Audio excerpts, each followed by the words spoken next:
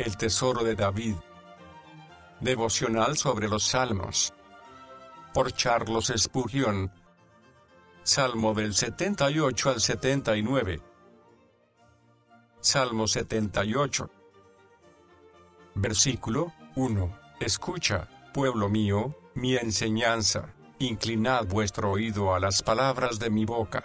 Cuando Dios da lengua a su verdad y envía a sus mensajeros entrenados para declarar su palabra con poder, lo menos que podemos hacer es prestarle oído y sincera obediencia en nuestro corazón, como el oficial de un ejército comienza su ejercicio llamando a la atención. Así también todo soldado entrenado de Cristo es llamado a prestar oído a sus palabras. Los hombres escuchan la música. ¿Cuánto más han de escuchar las armonías del Evangelio? Escuchan arrobados en presencia de un orador. ¿Cuánto más debería prestar atención a la elocuencia del cielo? El inclinar los oídos no denota una forma corriente de escuchar, sino la forma en que el discípulo atiende a su maestro, con sumisión y reverencia en su mente, silencioso y ávido, para que, sea cual sea el propósito de la instrucción, pueda ser oído y entendido debidamente y no se escape nada. Es un oyente de una clase distinta el que escucha descuidado, sin el propósito de aprender o imitar,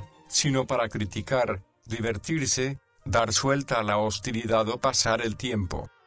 Versículo 2. Abriré mi boca en parábolas, evocaré los arcanos del pasado. La mente del poeta profeta estaba llena de historias antiguas que él presentaba en una serie copiosa de cantos, y entre el torrente de palabras había perlas y gemas de verdad espiritual capaces de enriquecer a los que podían buscarlas entre la profundidad de la corriente y sacarlas a la superficie. La letra de este cántico es preciosa, pero su sentido interior es inapreciable. En tanto que el primer versículo es para llamar la atención, el segundo justifica la demanda al indicar que el sentido externo esconde un significado interior escondido, que solo la persona reflexiva puede captar.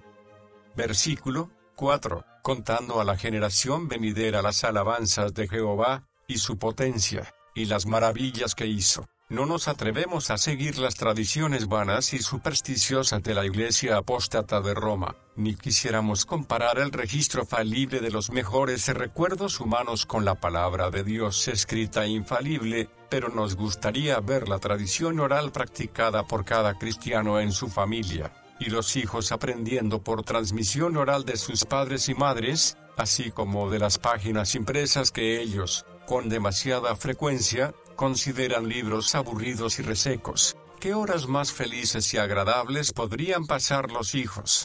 Al atardecer, sentados en las rodillas de sus padres, escuchando la antigua historia. Lector, si tienes hijos, no dejes incumplido este deber.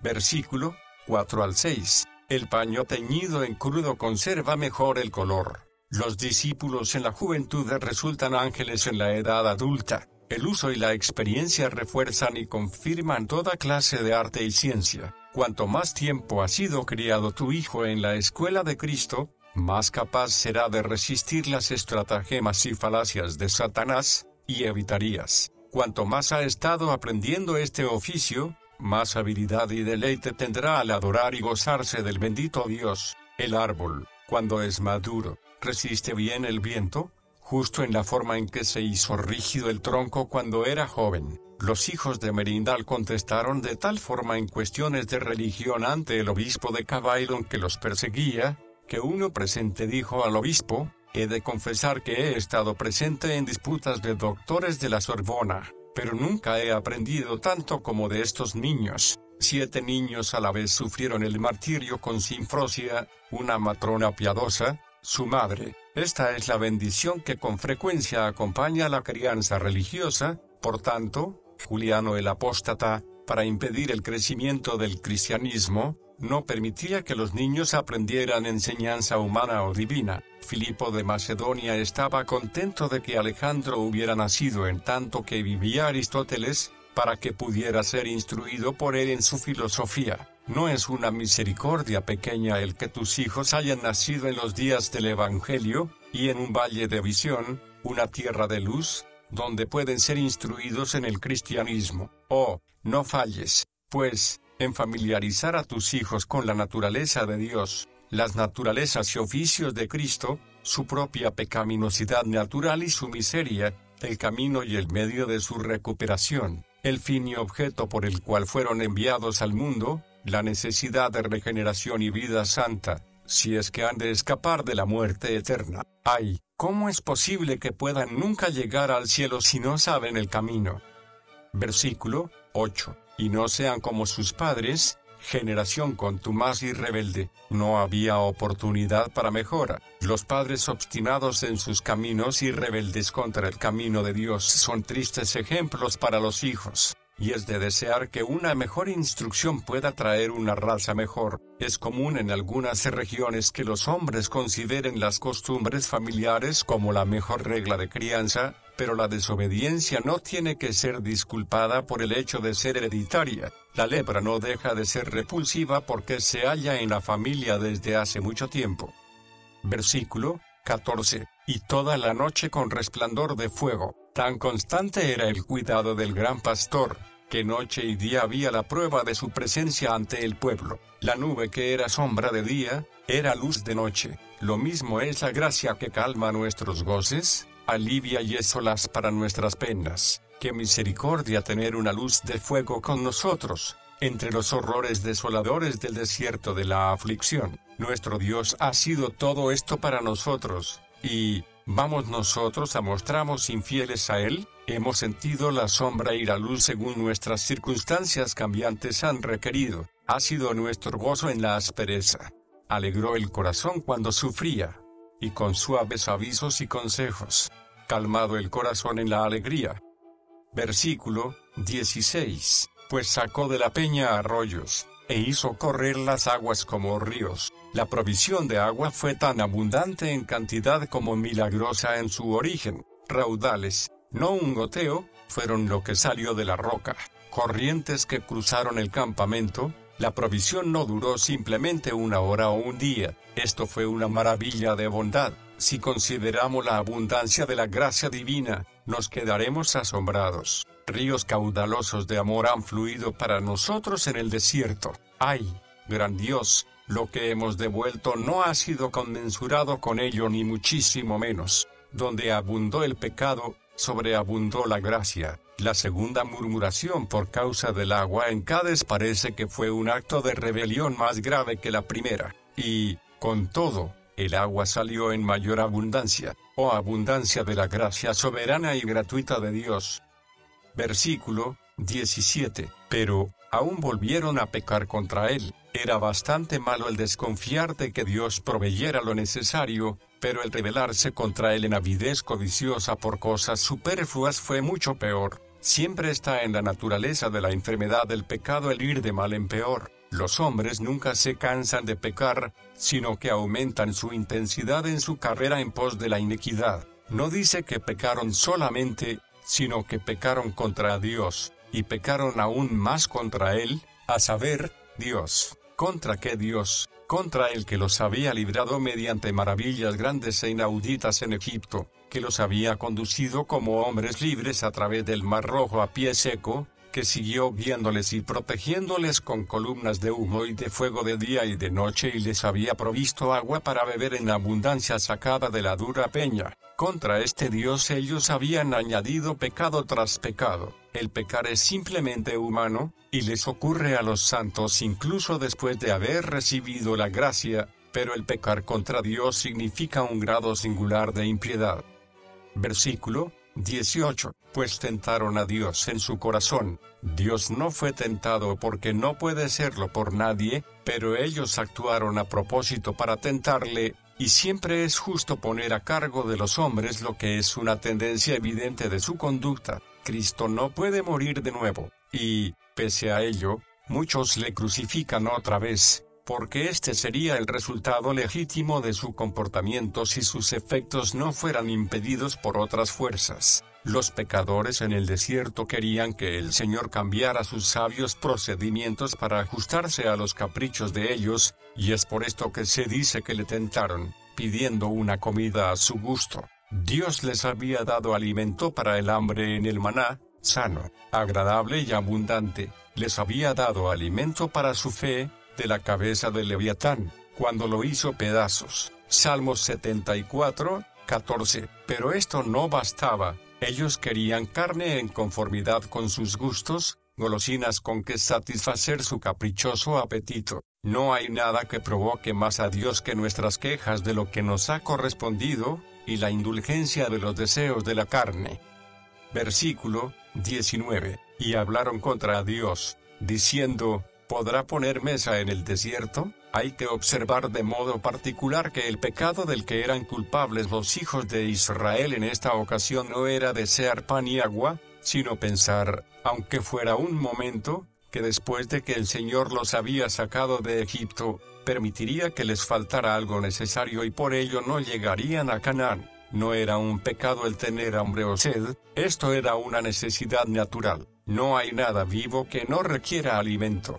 Cuando no lo deseamos es que estamos muertos, y el que lo desearan no era un pecado, su pecado consistía en dudar, o bien de que Dios pudiera o quisiera sostenerlos en el desierto, o que permitiera que los que seguían su dirección carecieran de algo necesario. Esto era su pecado, era el mismo pecado de los cristianos de hoy. Estos israelitas necesitaban provisión de alimento diario para sus cuerpos, y lo mismo los cristianos hoy para su alma. El no necesitarlo es una señal de muerte, y el alma viviente pronto moriría sin este alimento. Así que, lejos de ser un pecado, nuestro Señor ha declarado que bienaventurado es el que tiene hambre y sed de justicia, añadiendo la más preciosa promesa, que los tales serán satisfechos. Pero es un pecado, y un gran pecado, en caso de que esta provisión no sea visible a los sentidos de modo inmediato. El murmurar y el temer, fue para probar su fe que estas cosas ocurrieron a los israelitas, como las pruebas de todos los cristianos en todas las edades,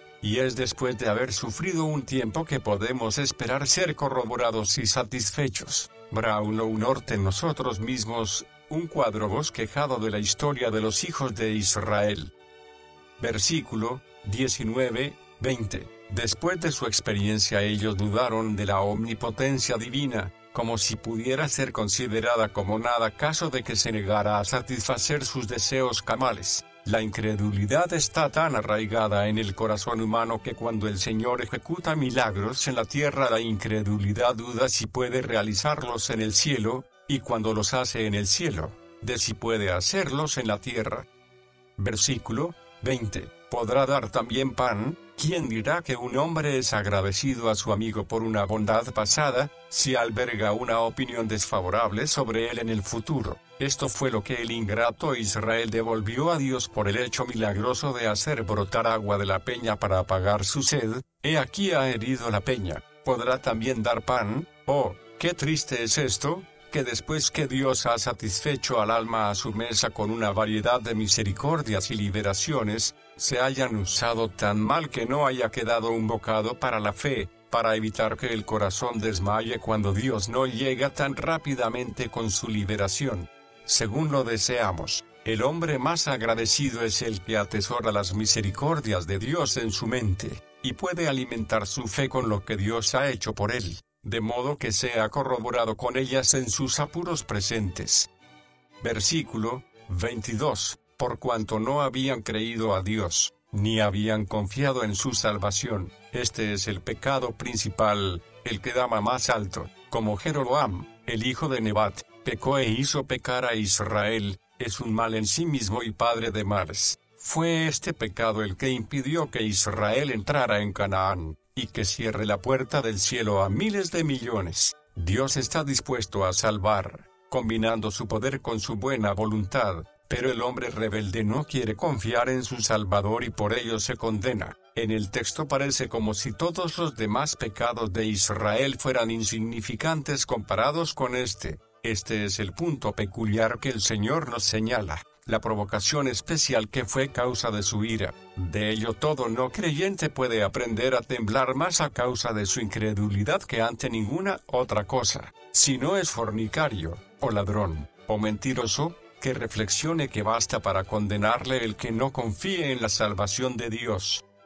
Versículo 24. E hizo llover sobre ellos maná para que comiesen. Había tanto, que los cielos dejaban caer alimento, y las nubes reventaban por lo repletas. Era comida apropiada, no ya para la vista, pero sí para la nutrición. Podían comerlo tan pronto como lo recogían, aunque fuera misterioso, de modo que lo llamaron maná, o sea, ¿qué es eso?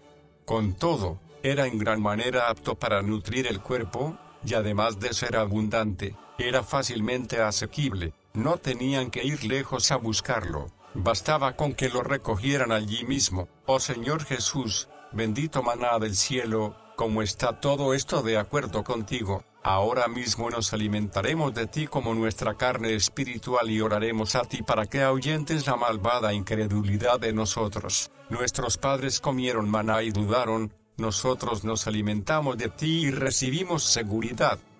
Versículo 27. E hizo llover sobre ellos carne como polvo. Primero llovió pan y luego carne, cuando debería haber caído fuego y azufre. Las palabras indican rapidez y abundancia en las codornices que descendían, como arena del mar, aves volátiles. No había manera de contarlas, por una providencia notable, sino por un milagro. Inmensas cantidades de aves migratorias descendieron entre las tiendas de las tribus. Fue, sin embargo, una bendición dudosa, como suelen serlo las riquezas fácilmente adquiridas y superabundantes. El Señor nos salve de carne sazonada con la ira divina.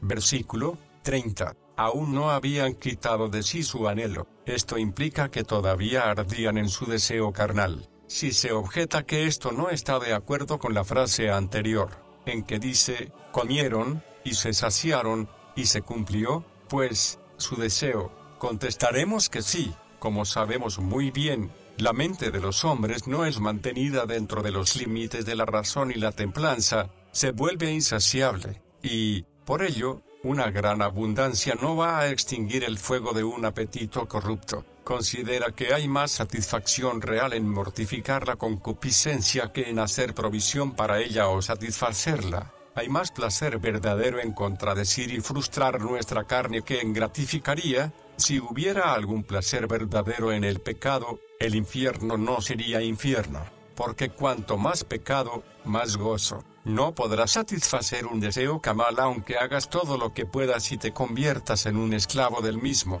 ¿Crees que si tuvieras el deseo de tu corazón tendrías descanso? Te equivocas mucho, ellos lo tuvieron. Versículo 31. Hizo morir a los más robustos de ellos. Fueron cebados como ovejas para el matadero. El carnicero escoge los más engordados. Podemos suponer que había muchos israelitas piadosos y contentos que comieron codornices con moderación y que nunca se sintieron mal, porque no era que la carne estuviera emponzoñada, sino su propia gula. Que los epicúreos y sensuales lean aquí su destino, los que hacen un dios de su vientre, terminan en la destrucción. Filipenses 3, 19. Versículo 31-34. Nadie es tan prodigiosamente malvado como el que se ceba de placeres carnales. Son respecto a los inicuos como es el estiércol y la basura para los cerdos, que se engordan en ella. Sus corazones son engrosados, sus conciencias quedan romas y sin sensibilidad. Por el contrario, las consolaciones y deleites que Dios da al alma santificada se vuelven nutrición espiritual para sus gracias y ponen a estas en ejercicio. Versículo 32. Con todo esto, pecaron aún, y no dieron crédito a sus maravillas. La continuidad en el pecado y la incredulidad van juntas. Si hubieran creído no habrían pecado, si hubieran sido cegados por el pecado no habrían creído. Hay una acción refleja entre la fe y el carácter.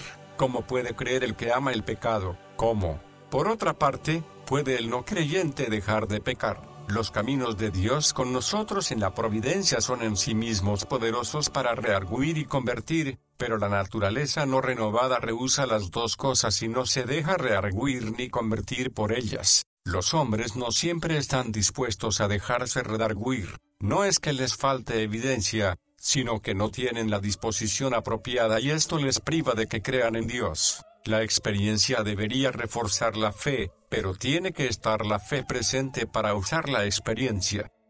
Versículo 33. Y sus años en tribulación. Las marchas pesadas eran una tribulación para ellos y el no llegar a un lugar de reposo lo agravaba. Por el camino que siguió Israel dejaron innumerables tumbas, y si uno pregunta, ¿quién los mató? La respuesta es, no pudieron entrar a causa de su incredulidad.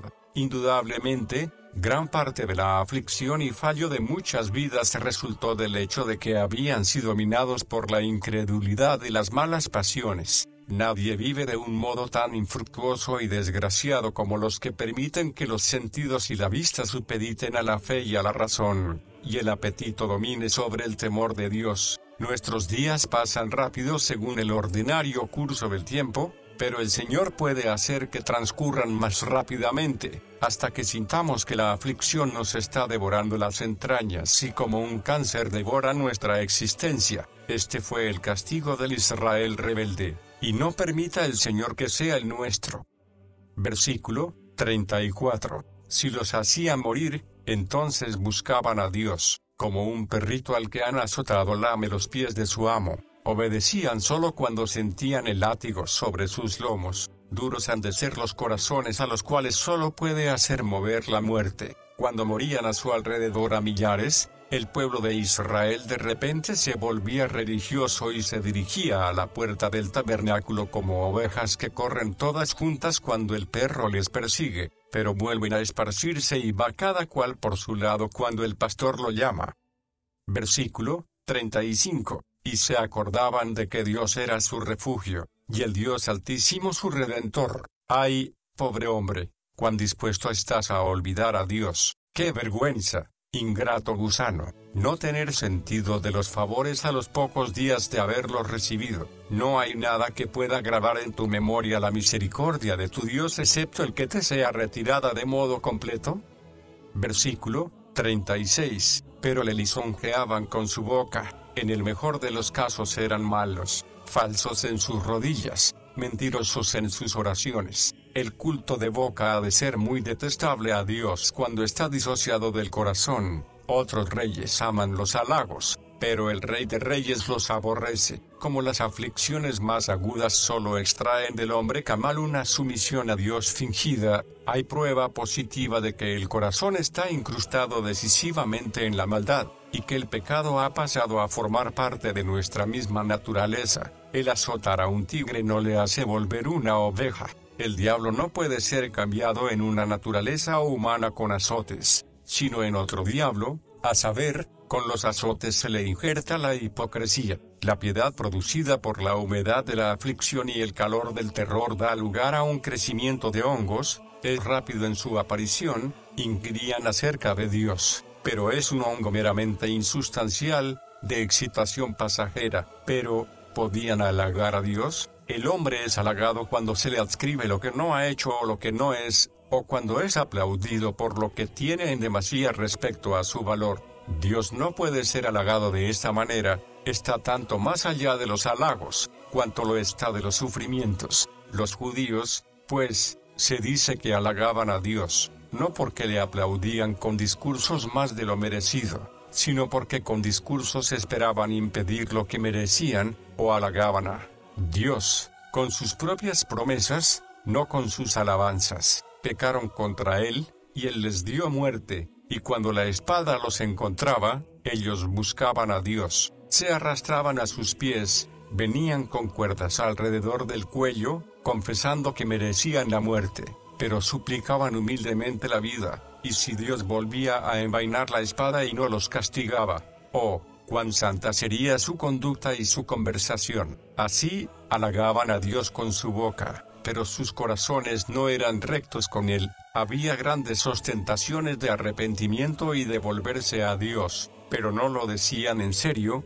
todo ello eran halagos. Tampoco podía halagársele así, tal como no puede halagársele con excesiva alabanza. Tampoco se le honra indebidamente mostrando respeto excesivo, y con su lengua le mentían. Sus palabras piadosas eran hipocresía, su alabanza viento, su oración un fraude, su arrepentimiento a flor de piel era una película demasiado delgada para esconder la herida mortal del pecado. Esto nos enseña a poner poca confianza en las declaraciones de arrepentimiento que hacen los moribundos, o las de otros hechas a base del terror evidente del esclavo y nada más. Cualquier ladrón va a gemir su arrepentimiento si cree que el juez será conmovido por la escena y le soltará. El corazón es el metal de la campana, la lengua es solo el badajo. Cuando el metal de la campana es bueno, como la plata, el sonido será bueno. Si el metal de la campana tiene una raja o es plomo, el sonido lo distinguirá todo oído que discrimine.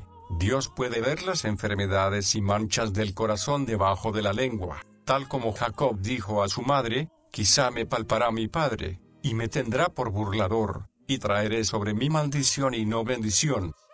Versículo 36 al 38. Si Dios no deja sin recompensa incluso al que finge contrición, ¿cómo va a dejar sin recompensa la penitencia real? Si muchas veces Él se apartaba con ira de los que le halagaban con su boca y mentían con su lengua, ¿cómo no va a tener reservado nada para el que es humilde en espíritu y que acude a Él con el sacrificio de un corazón quebrantado? Oh, el apartar temporalmente la ira porque los ídolos eran exteriormente abandonados, es una segura garantía de que la ira eterna puede ser desviada si nos sentimos verdaderamente compungidos y acudimos a refugiarnos en el Salvador. Dios ha de tener bienes eternos almacenados para sus amigos aun si sus enemigos son recompensados con un bien temporal. Sí. Cuando noto que los filisteos y los amonitas oprimen a los israelitas idólatras, y luego veo que los opresores son rechazados a su vez después de prestado su servicio,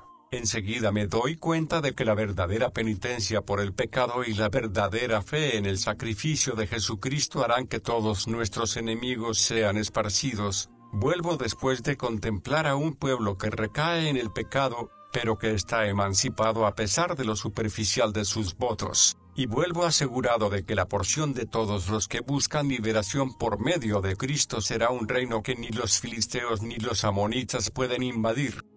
Versículo 37. Pues sus corazones no eran rectos, con él no había profundidad en su arrepentimiento. No era la obra del corazón, eran variables como una veleta de campanario, todo viento los hacía girar, su mente no estaba establecida en Dios, ni se mantuvieron firmes en su pacto, sus promesas eran quebrantadas al poco de ser hechas, como si solamente fuera una farsa. Las buenas resoluciones solo permanecían en su corazón como los viajeros en las posadas, unas horas, y se despedían, ardientes hoy hacia la santidad, fríos mañana, variables como los matices del delfín, cambiaban de la reverencia a la rebelión, del agradecimiento a la murmuración. Un día daban su oro para la construcción de un tabernáculo para Jehová, y el siguiente se quitaba los pendientes y anillos para hacer un becerro de oro. Sin duda, el corazón es un camaleón, como en la calentura terciana,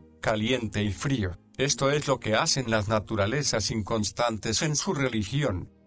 Versículo 41. Y provocaban al Santo de Israel, limitaban, en la versión del autor, dudaban de su poder y con ello le provocaban, le limitaban, y lo mismo respecto a su sabiduría. Marcar un curso a seguir a Dios es una impiedad arrogante. El Santo hace las cosas bien, el Dios del pacto es veraz, es blasfemia decirle que ha de hacer esto o aquello, pues si lo haces no le prestarás culto de adoración. El Dios omnipotente no puede ser manipulado, Él es el Señor, y hará lo que bien le pareciere. Aquí, pues, hay una acusación terrible, y nos parece en realidad misteriosa. Cuán espantoso es que el hombre, un gusano, se arrogue el derecho de decirle a su hacedor, hasta aquí irás, pero no más. Asombroso, digo, el pretender medir las dimensiones y operaciones de la deidad. Asombrosa insolencia el trazar una línea más allá de la cual no debe pasar el legislador de la naturaleza el camino de su providencia. Torpeza inmensa. Pero sabemos, amigos míos, que el crimen no es raro, y uno de los resultados naturales del pecado parece ser que el espíritu pecaminoso, tanto si es de un hombre o de un arcángel perdido, incapaz de sacudir los cimientos firmes del trono eterno, divierte su malignidad y busca un cese temporal de sus preocupaciones poniendo barreras en las fronteras del imperio del Todopoderoso, esperando vanamente incomodar al que está sentado en el trono, a quien no puede perturbar, limitados. Esta palabra ocurre solo en otro lugar en el hebreo, Esdras 9:4, y significa poner una marca sobre una persona, sentido que algunos aplican aquí, figurativamente, como estigmatizar, insultar o provocar. Versículo 42. No se acordaron de su mano, del día que los redimió de la angustia, por haber olvidado Israel la primera liberación, siguieron decididos por el camino del mal. Debido a que el cristiano a veces se para antes de la cruz en sus conflictos espirituales, falla en derrotar al enemigo y permanece sin fruto y sin dicha hasta que por medio de alguna intervención especial del gran restaurador es puesto de nuevo, en espíritu, en el lugar en que Dios le encontró por primera vez y le dio la bienvenida en Jesús en la plenitud del perdón y la paz. Ninguna experiencia intermedia, por auténtico que sea su carácter, puede cubrir este caso. Solamente en la cruz podemos recobrar la rectitud mental y la integridad respecto a nosotros mismos, así como respecto a Dios. Si queremos glorificarle, hemos de retener firme hasta el fin el principio de nuestra seguridad. Hebreos 3:14. Pan comido, pronto olvidado. No hay nada que se pase tan pronto como un favor.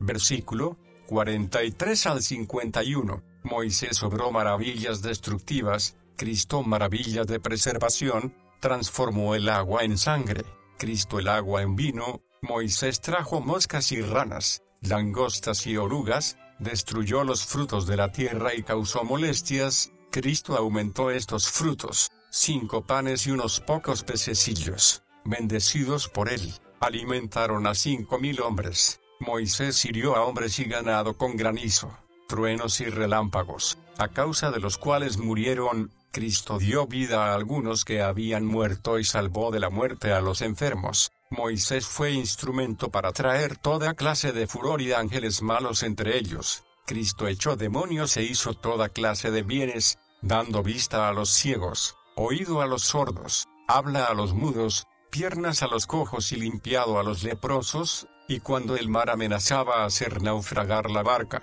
fue calmado. Moisés mató a los primogénitos, causando horrible estrago en Egipto.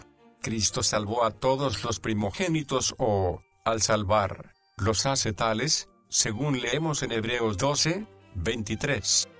Versículo 44. Y convirtió sus nos en sangre. Las aguas habían sido el medio de destrucción de los recién nacidos israelitas, y ahora se avergüenzan del hecho y lo vengan en los asesinos. El Nilo era la vida de Egipto, su verdadera sangre de vida, pero por orden de Dios pasó a ser una maldición. Cada gota era de horror, veneno para beber y horror para mirar, para que no pudiesen beber en sus canales. Las corrientes menores participaron del curso, los estanques y los canales sintieron el mal. Dios no hace las cosas a medias. Todo Egipto se enorgullecía de las dulces aguas de su río, pero ahora han pasado a ser aborrecibles. Nuestras misericordias pueden transformarse en nuestras miserias si el Señor nos trata con ira. Consideraban al río no solo como consagrado a una deidad, sino que, si hemos de creer a algunos autores, era el principal dios nacional, y lo adoraban en consecuencia.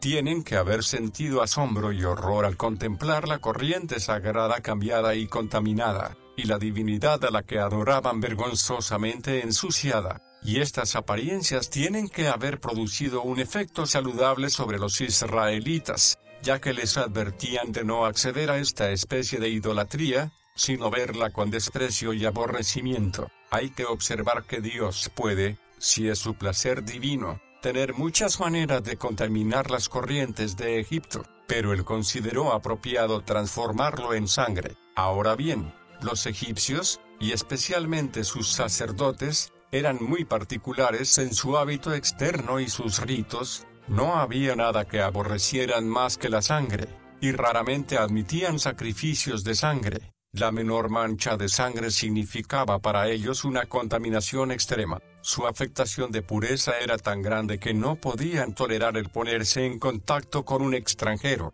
ni manejar sus vestidos. Pero el tocar un cuerpo muerto era una abominación y requería una expiación inmediata. Por ello sus sacerdotes estaban haciendo abluciones continuamente, Debían hacerlas 2 veces durante el día y 2 durante la noche, y entonces tenían que bañarse. Se puede comprender lo que significaría que había sangre por toda la tierra de Egipto. Éxodo 7, 21. Jacob Yant, en observaciones sobre las plagas infligidas a los egipcios. Versículo 45. Y ranas que los destruían. Cuánta no es la grandeza de Dios, que en minutos puede aplastar a los poderosos. Un enjambre de esas criaturas repulsivas cubrió todo lo que encontró a su paso mientras estaban vivas, cayendo con tal furia sobre los habitantes de aquella tierra, que deseaban morir. Después, cuando iban muriendo, sus cadáveres crearon tal pestilencia, que la peste se convirtió en otra consecuencia inminente. Así vemos que no tan solo fueron la tierra y el aire los que desencadenaron sobre ellos 4 ejércitos devoradores, sino que también el agua se sumó a ellos soltando legiones de seres asquerosos. Parece ser que las aguas del Nilo se volvieron pestilentes, saliéndose de su cauce en forma de inmundas ranas, arrastrándose y saltando sobre ellos hasta convertirlos en peste. Los que contienden con el Omnipotente, poco saben sobre las flechas terribles que guarda en su aljaba. Los pecados mayúsculos son objeto de castigos mayúsculos. Versículo 49. Envió sobre ellos el ardor de su ira, enojo, indignación y angustia. Su última flecha fue la peor. Reservó el vino más fuerte de su indignación para la última copa. Nótese cómo el salmista acumula las palabras, porque un golpe sucedió al otro, cada uno dejando a la víctima más atontada. El último golpe fue el peor. Un ejército de ángeles destructores, los mensajeros del mal entraron en su casa a medianoche e hirieron los objetos más queridos de su amor. Los ángeles eran malos para ellos, aunque buenos en sí. Para los herederos de salvación eran ministros de gracia, para los herederos de ira ejecutores de juicio. Cuando Dios envía ángeles, estos acuden con seguridad, y si les manda que hieran de muerte, no van a perdonar. Ved en qué forma el pecado dispone y ordena a todos los poderes del cielo en contra del hombre. No le deja amigo alguno en el universo cuando Dios es su enemigo, que el diablo y sus ángeles son tan malos que para ellos está preparado el fuego eterno. Esto lo sabe todo creyente, pero que puedan ser enviados para infligir castigo estimado como justo por el Señor Dios. Parece algo duro a los que no están dispuestos a considerar en qué forma la perfecta justicia de Dios sucede a incluso las cosas malas, porque estas cosas, realmente, en lo que se refiere a su sustancia, ¿qué otra persona distinta de él puede haberlas hecho? Pero, en cuanto a ser malas, él no lo ha hecho. Con todo, las sucede, aunque él sea bueno, de modo conveniente y justo, tal como, por otra parte, los hombres injustos usan las cosas buenas en forma mala. Dios, pues, use a los ángeles malos no solamente para castigar a los hombres malos, como en el caso de aquellos de quienes habla este salmo, o como en el caso del rey Acab, a quien un espíritu mentiroso engañó, permitiéndolo Dios, a fin de que cayera en la guerra, sino también para probar y hacer manifiestos a los hombres buenos, como vemos en el caso de Job. Versículo 51. Hizo morir a todo primogénito en Egipto, no se hizo ninguna excepción. El monarca lamentó a su heredero como al siervo más humilde. Ellos habían herido al primogénito del Señor, a Israel, y él hiere a los suyos, las primicias de su fuerza en las tiendas de Cam, empuñando su guadaña sobre el campo. La muerte cortó las flores más altas. Las tiendas de Cam conocieron una aflicción peculiar, y tuvieron que simpatizar con las aflicciones que de modo implacable habían caído sobre las casas de Israel. Así, las maldiciones volvieron a su punto de origen. Los opresores fueron pagados con su misma moneda, sin descuento alguno. Versículo 56. Y no guardaron sus testimonios, no eran fieles ni veraces, sino traidores hereditarios. Su norma era la falsedad. Conocían la verdad, y la olvidaron, su voluntad, y la desobedecieron, su gracia, y la trastornaron en ocasión para una mayor transgresión. Lector, ¿necesitas un espejo? Mira, aquí hay uno que retrata al que escribe. ¿Refleja también tu imagen? Versículo 57. Se rebelaron como sus padres, demostrando su legitimidad al manifestar la traición de sus progenitores. Eran una nueva generación, pero no una nueva nación. La propensión al mal es transmitida. El que nace sigue a su progenitor. La naturaleza humana no mejora. Las nuevas ediciones contienen todas las erratas de la primera, y a veces se añaden nuevos errores. Se desviaron como arco indócil. Cuando el temple del arco no es perfecto, su curvatura se hace difícil y su tendencia excesiva a regresar a su posición primitiva hace que la flecha se desvíe, cayendo lejos de la diana en la que el arquero intentaba situarla. Como el mono vestido de hombre de la fábula no puede disimular su naturaleza cuando le echan unas nueces delante, sino que se agacha y las agarra, un corazón falso se traiciona a sí mismo, sin darse cuenta, a la primera ocasión que se le presenta para sus deseos. Por el contrario, la sinceridad guarda al alma pura frente a la tentación. Versículo 58. Y le provocaron a celo con sus imágenes de talla. Esto era solo un paso más. Fabricaron símbolos del Dios invisible porque sentían deseos de tener algo tangible y visible a lo cual prestar reverencia. Esto es también el peor pecado de los tiempos modernos. ¿No vemos y oímos que las supersticiones abundan? Imágenes, pinturas, crucifijos y una serie de cosas visibles que son tenidas en gran honor religioso. Sin duda el Señor es muy paciente, pues de lo contrario visitaría la tierra por estas formas de idolatría. Es un Dios celoso y detesta verse honrado por toda forma de representación que proceda a venir de manos de hombres. Versículo 59. Y en gran manera aborreció a Israel. Si Dagón tenía un lugar de honor en un alma, el arca de Dios no estaba allí. Donde mora el Señor no son toleradas las imágenes. Una iglesia visible pronto pasará a ser una maldición visible si son instalados ídolos en ella, y entonces las podaderas van a eliminar la rama muerta de la vid.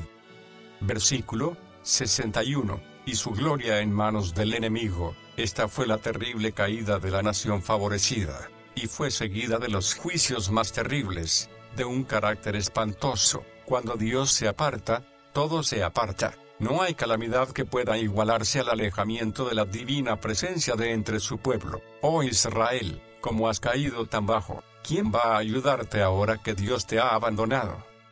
Versículo 64. Sus sacerdotes cayeron a espada. Ofni y Finés fueron muertos. Eran de los principales en el pecado, y por consiguiente perecieron con el resto. El sacerdocio no es un abrigo para los transgresores. El pectoral con joyas no puede desviar las flechas del juicio. Versículo 70. Lo sacó de los apriscos del rebaño. El arte de apacentar ganado y el arte de regir hombres son hermanos, dijo Basilio. Versículo 71. De detrás de las ovejas lo trajo. Se cuenta de un erudito doctor de Oxford que colgó sus calzones de cuero en su estudio como recordatorio de su humilde origen para los visitantes.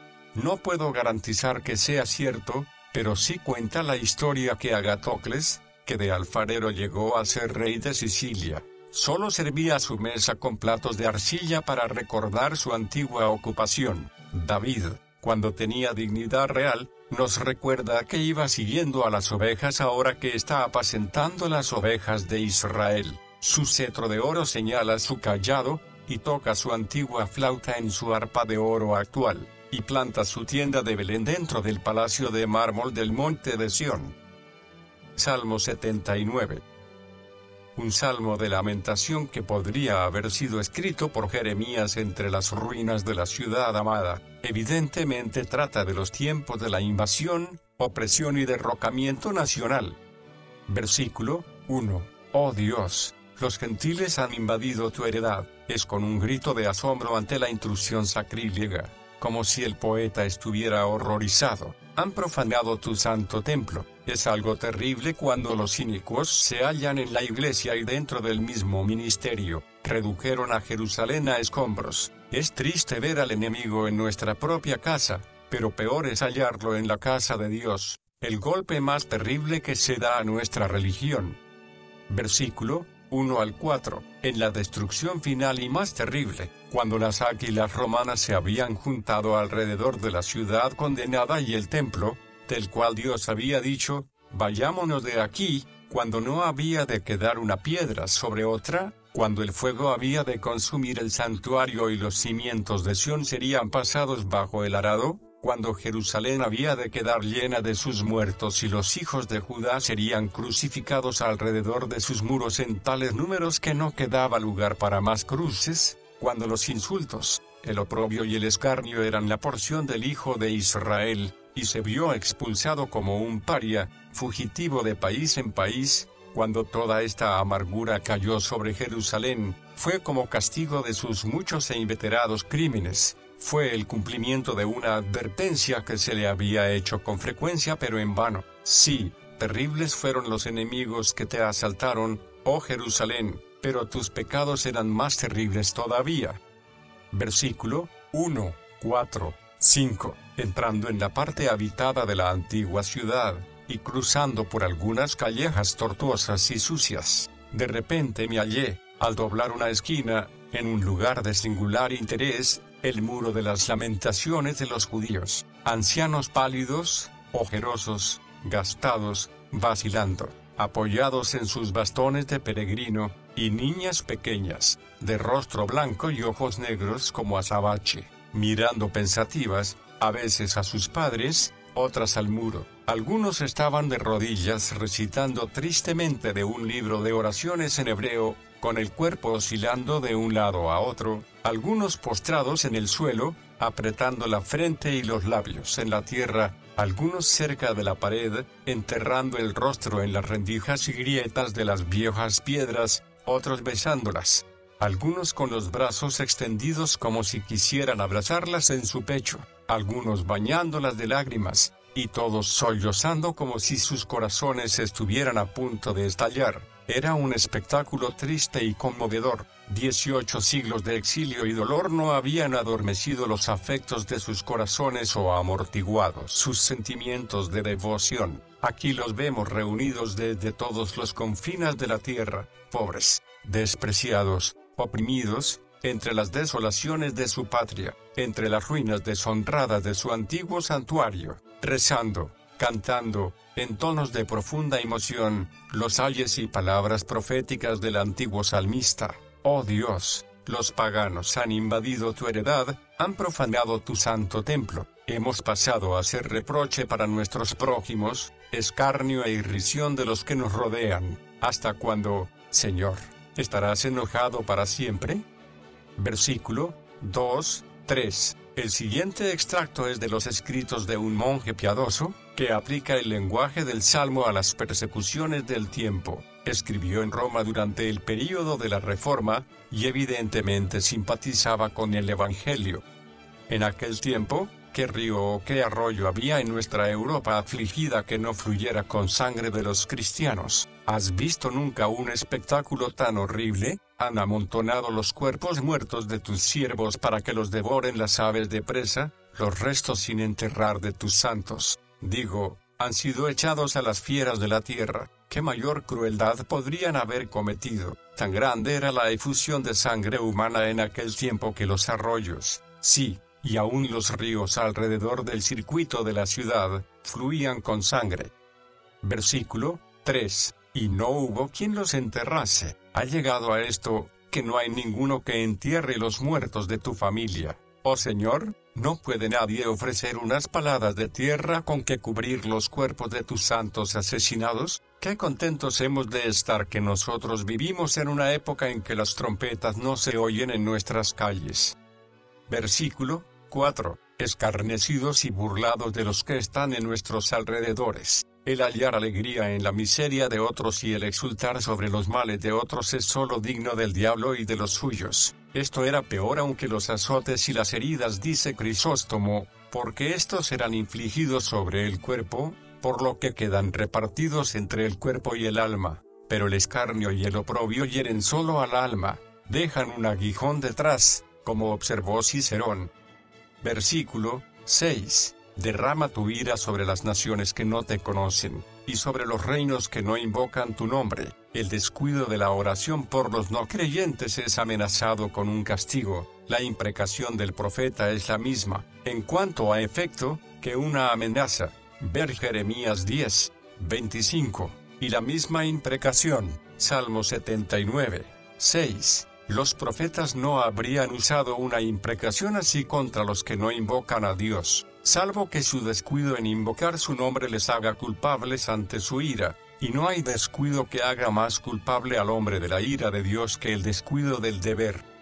Versículo 8. No recuerdes contra nosotros las iniquidades de nuestros antepasados. Los pecados se acumulan contra las naciones. Las generaciones acumulan transgresiones para ser visitadas en los sucesores. De ahí esta urgente oración. En los días de Josías, el arrepentimiento más sincero no pudo evitar la sentencia que los largos años de idolatría habían sellado contra Judá. Los judíos tienen un dicho según el cual no hay castigo que le ocurra a Israel en que no haya una onza de culpa por el pecado del becerro, lo cual significa que es siempre recordado y visitado según Éxodo 32, 34. La frase puede incluir todos los pecados de las personas anteriores, sus antecesores, y de los tiempos antiguos, de edad en edad, en que han continuado, que han traído la ruina sobre ellos, y todos sus propios pecados de naturaleza y de juventud, desde el pasado hasta el tiempo presente. Las antiguas deudas son las que más afligen, la demora en el pago aumenta el interés, y la necesidad de devolución, pudiendo ser inesperada, hace que la persona no esté preparada para la misma. Consideramos las antiguas llagas, que reaparecen como incurables. Augusto se preguntaba si la almohada de una persona que debía mucho dinero, pero que dormía muy sosegada, tenía alguna virtud especial que daba seguridad al durmiente, y dio orden de que se la trajeran. Versículo 9. Dios de nuestra salvación, si la razón humana tuviera que juzgar de los muchos y grandes golpes con los cuales Dios ha herido y vapuleado a su pueblo, llamaría a Dios, no el salvador del pueblo, sino su destructor y opresor. Pero la fe del profeta juzga de otra manera y ve incluso en un Dios airado y severo al Dios de salvación de su pueblo. Los dioses de las naciones, aunque no afligen en las cosas temporales, no son dioses de salvación para sus adoradores, sino de perdición. Pero nuestro Dios, incluso cuando está más airado y hiere, no es un Dios de destrucción, sino de salvación. Líbranos, y perdona nuestros pecados por amor de tu nombre. Aquí el pecado, la raíz del mal, queda visto y confesado. El perdón del pecado, así como la supresión del castigo, no son pedidos como cosas de derecho, sino como dones de la gracia. El nombre de Dios es traído por segunda vez en la súplica. Los creyentes hallarán en su sabiduría que es sabio un uso frecuente de esta noble apelación. Es un cañón de gran calibre en la batalla, el alma más poderosa en la panoplia de la oración. Dios es libre de escoger lo que se acomoda a su corazón y que sea más conducente a la exaltación de su gran nombre, y se deleita más en la misericordia que muestra uno que en la sangre de todos los condenados que hacen un sacrificio a su justicia. Y, verdaderamente, tenía un objetivo más alto en su condenación que el que sufrieran, y este era el hacer resaltar la gloria de su misericordia en los que son salvos. Versículo 11. Llegue delante de ti el gemido de los cautivos. Cuando el cautivo mira por entre las barras de hierro que noche y día son centinelas mudos a la ventana de su celda, y cuando sus ojos caen sobre los campos y bosques lejanos, suspira y aparta la vista de lo que ve, no dice una palabra, pero desea. Este suspiro es el deseo de ser puesto en libertad, y Dios oye muchos suspiros de esta clase. Nuestros anhelos cuando no tienen cumplimiento, los pensamientos tristes, oh, cuando seré librado de la carga de mi pecado y la frialdad de mi corazón. Todos estos deseos eran sus suspiros, y han sido oídos arriba. Conforme a la grandeza de tu brazo preserva a los sentenciados a muerte. Los hombres y los demonios pueden consignarnos para perdición, en tanto que la enfermedad nos arrastra a la tumba y la aflicción nos hunde en el polvo. Pero hay uno que mantiene nuestra alma en vida, sí, y la levanta de las profundidades del abatimiento. Un cordero puede vivir entre las mandíbulas de un león si el Señor así lo desea. Incluso en el osario la vida vence a la muerte si Dios está cerca. ¿No deberían las personas piadosas imitar más de cerca a su Padre Celestial en el cuidado de los que están condenados a morir? Una señora cristiana tiene una lista de todos los que han sido condenados a muerte, siempre que hayan llegado los nombres a sus oídos, y ora por ellos cada día hasta que llega su fin. ¿No está esta conducta en conformidad con el corazón de Dios?